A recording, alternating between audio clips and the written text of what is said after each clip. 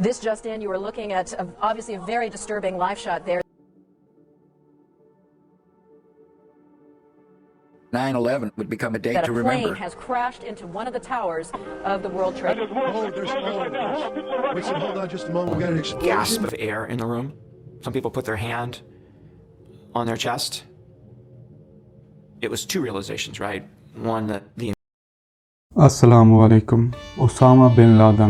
Usama bin Laden का मुकम्मल नाम उसामा बिन मोहम्मद बिन औस बिन लादन था।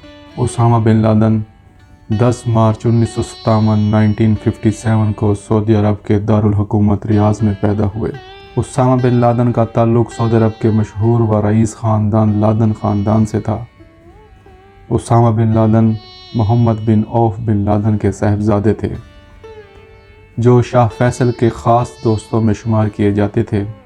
उसामा ने इब्तदाई तालीम सऊदी अरब से ही हासिल की और बाद में रियाज की किंग अब्दुल अजीज़ यूनिवर्सिटी से मास्टर इन बिज़नेस एडमिनिस्ट्रेशन किया। उसामा बिन लादन के बारे में बाज़ मगरबी सहाफ़ियों का मानना है कि इन्होंने लंदन की किसी यूनिवर्सिटी से इंजीनियरिंग की डिग्री हासिल की हुई थी, लेकिन इस बात में यानी इंजीनियरिंग की डिग्री में किसी भी ज़रिए से सबूत नहीं है और इनके करीबी रिश्तेदार और दोस्त इस डिग्री का इल्म नहीं रखते। और उसामा और इनकी कंपनी ने शाह फैसल और शाह फहद के अदवार में मुसलमानों के मुक़द्दस इस्लामी मकामात मस्जिदुल हराम और मस्जिद नबवी सल्लल्लाहु अलैहि वसल्लम की तामीरात का काम किया। और उसामा ज़ाती तौर पर इन मंसूबों में दिलचस्पी रखते थे, ख़ुद इनकी निगरानी करते थे। उसामा बिन लादन को कट्टर मजहबी ख़यालात ख़ानदान की तरफ से मिले थे। मोहम्मद बिन लादन और इनका ख़ानदान हमेशा से इमाम अहमद बिन हम्बल का मुक़ल्लिद और शेख अब्दुल वहाब का हामी और मददगार रहा है। शुरू में इन्होंने अरब के शहज़ादे जैसी ज़िंदगी गुजारी, लेकिन फिर वक्त आया कि ये महदूद इलाके तक महदूद होकर रह गए और वक्त के साथ साथ इनके अंदर तब्दीलियाँ भी बहुत आई। अब आप इसी तस्वीर को देखें। इनमें एक उसामा बिन लादन है जो स्वीडन की सड़कों गलियों में आज़ाद घूमता था। ये तस्वीर इनकी फैमिली की है जो 1971 में स्वीडन में ली गई थी। उसामा बिन लादन मशहूर आलिम दीन शेख अब्दुल्ला यूसुफ अज़ाइम के साथ बड़ी मोहब्बत रखते थे।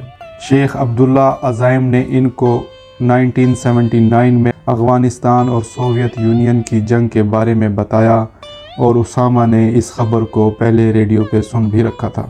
इन्होंने शेख अब्दुल्ला अज़ाइम के कहने पर अफ़गान मुजाहिदीन की माली मामनत करना शुरू कर दी, लेकिन कुछ अरसे बाद वो ख़ुद अपनी तमाम तर दौलत और असासों की परवाह किए बगैर शेख अब्दुल्ला अज़ाइम और अरब के कुछ मुजाहिदीन के साथ अफ़गानिस्तान पहुंच गए। और इस जंग की कहानी तो आपने सुन रखी होगी। अगर इस जंग की मुकम्मल कहानी आप सुनना चाहते हैं तो आप हमें कमेंट्स कर सकते हैं। हम आपको इस जंग के बारे में तमाम तर हक़ाइक़ से आगाह करेंगे। मुजाहिदीन के हाथों सोवियत यूनियन की शिकस्त के बाद जब मुजाहिदीन की क़यादत अफ़गानिस्तान में अपने इक़्तिदार के हसूल के लिए आपस में झगड़ रही थी तो उसामा बिन लादन मायूस होकर सऊदी अरब वापस चले आए। अभी उसामा सऊदी अरब में अपना काम कारोबार पर तवज्जो दे रहे थे कि 1991 में सद्दाम हुसैन ने कुवैत पर हमला कर दिया और इस पर कब्ज़ा कर लिया। सद्दाम हुसैन के इस इक़दाम को पूरी दुनिया ने इराक़ की खुली जाहिरियत करार दिया। वहीं अरब के ममालिक इराक़ के इस इक़दाम को मुस्तक़बिल के लिए सलामती ख़तरा समझने लगे।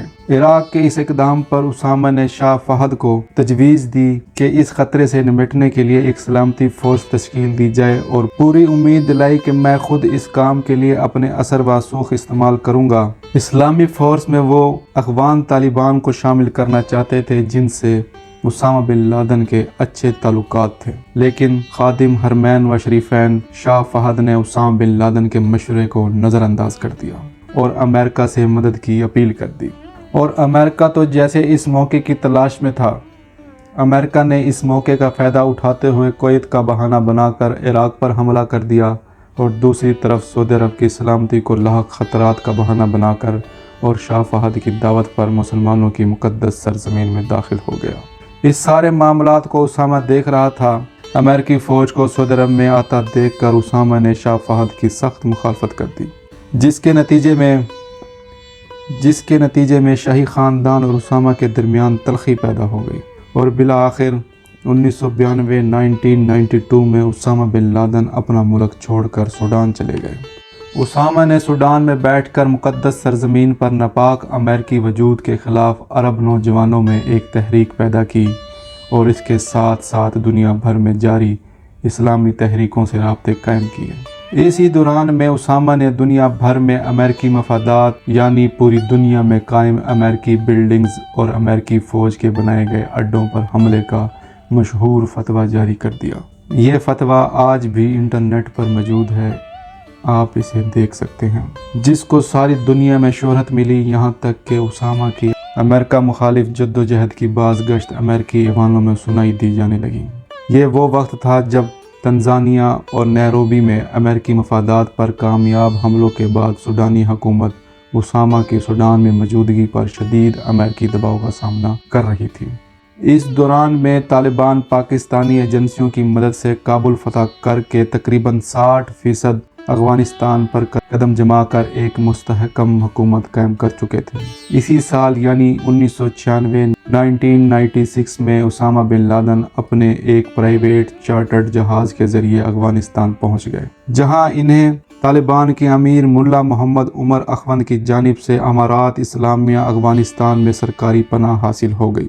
اسامہ نے افغانستان کے مانوس ماحول میں بیٹھ کر اپنی تنظیم القاعدہ کو مزید طاقتور بنایا اور دنیا بھر میں امریکی مفادات کو نشانہ بنانے کی کارروائیاں تیز کر دیں۔ اسامہ نے اپنے جہادی ٹھکانے زیادہ تر جلال آباد سے قریب تورا بورا میں قائم کیے۔ 1997 میں امریکی صدر بل کلنٹن نے اسامہ بن لادن کی حوالگی کے لیے طالبان پر دباؤ ڈالا، مگر طالبان نے اپنے مہمان کو امریکہ کے حوالے کرنے سے صاف انکار کر دیا، جس کے بعد سے طالبان اور امریکہ میں تلخی کافی حد تک بڑھ گئی اور شدت اختیار کرنے لگی۔ امریکہ روز بروز افغانستان کے طالبان کو دھمکی دینے لگا۔ 1998 میں امریکہ نے کروز میزائل سے افغانستان اور سوڈان پر حملہ کر دیا اور دعویٰ کیا کہ حملے میں اسامہ بن لادن کے جہادی کیمپ کو نشانہ بنایا گیا ہے، اور اصل میں اس حملے کا مقصد اسامہ کو مارنا، اس کی زندگی ختم کرنا تھا۔ اس حملے کے بعد اسامہ کو اسلامی دنیا میں ایک نئی شناخت ملی، پوری دنیا میں اس کی شہرت ہوئی اور ہر جگہ اسامہ کا تذکرہ ہونے لگا۔ اس حملے کے بعد القاعدہ کے رہنما اسامہ بن لادن پوری دنیا میں امریکی عزائم اور جارحیت کے سامنے واحد مد مقابل کے طور پر پہچانے جانے لگے۔ امریکہ کی اس جارحیت کے بعد القاعدہ کو رضاکارانہ بھرتیاں کرنے میں آسانی ہونے لگی۔ ان حملوں کے بعد اسامہ روپوش ہو گئے اور عوامی اجتماعات میں شرکت کرنے سے اجتناب کرنے لگے، اور پھر یوں ہوا کہ 9/11 ورلڈ ٹریڈ سینٹر کا واقعہ ہو گیا۔ اگر آپ نے 9/11 ورلڈ ٹریڈ سینٹر واقعے کی کہانی سنی ہے تو آپ ہمیں کمنٹس کر سکتے ہیں، ہم اس پر تمام تر حقائق پر مبنی ویڈیو بنا کر آپ کے ساتھ شیئر کریں گے۔ 11 اکتوبر 2001 کو امریکہ کے 2 شہروں میں نیو یارک اور واشنگٹن میں ہونے والے دہشت گردی کی کارروائیوں کا الزام محض 1 گھنٹے کے اندر ہی ہزاروں میل دور بیٹھے اسامہ بن لادن پر لگا دیا گیا، لیکن اسامہ بن لادن نے اس واقعے میں ملوث ہونے سے صاف انکار کر دیا۔ اس کے باوجود دنیا کے سب سے طاقتور ترین ملک نے اقوام متحدہ کی منظوری کے ساتھ 40 ملکوں کے ساتھ مل کر نیٹو فورس بنائی اور اکتوبر 2001 کے اینڈ میں دنیا کے کمزور ترین اور پسماندہ ترین ملک افغانستان پر حملہ کر دیا۔ اس سے آگے کی کہانی آپ کو اگلی قسط میں سنائیں گے، آگے کیا ہوا اور اس ساری جنگ میں پاکستان کا کیا کردار تھا۔